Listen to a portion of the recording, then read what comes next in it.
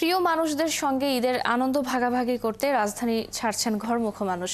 ঈদের এই যাত্রায় রেলপথের কোথাও এখনো অস্বস্তির খবর পাওয়া যায়নি।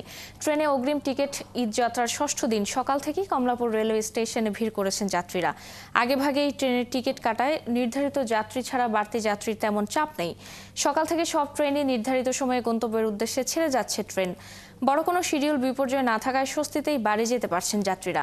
এবারে লম্বা ছুটি থাকায় দুর্ভোগ এড়াতে অনেকেই আগেই পরিবারের সদস্যদের বাড়িতে পাঠিয়ে দিয়েছেন, তাই তেমন ভোগান্তি হবে না বলে মনে করছে কর্তৃপক্ষ।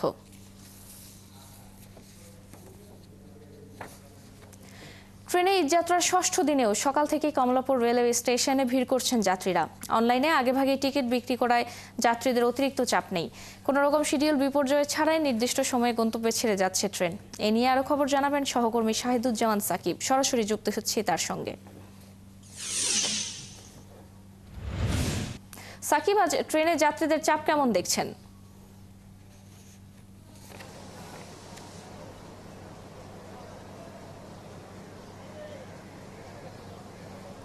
ফারজানা, আর একদিন পর পবিত্র ঈদ উল ফিতর অনুষ্ঠিত হতে পারে।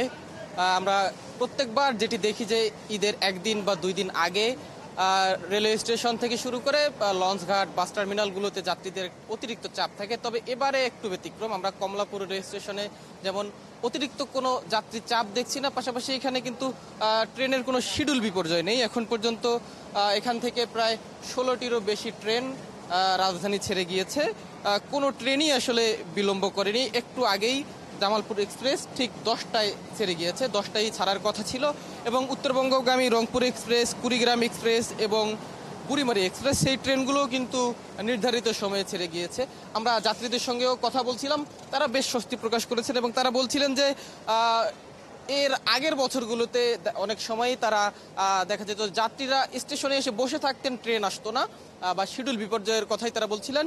তবে এবারে যাত্রী আসার আগেই ট্রেন স্টেশনে হাজির এবং নির্ধারিত সময়েই কিন্তু ট্রেন তার গন্তব্যের উদ্দেশ্যে ছেড়ে যাচ্ছে। এবং পাশাপাশি যেহেতু অনলাইনে এবার শতভাগ টিকিট দেওয়া হয়েছে, সেখানেও কোনো ভোগান্তি ছাড়াই যাত্রীরা তাদের টিকিট সংগ্রহ করতে পেরেছেন।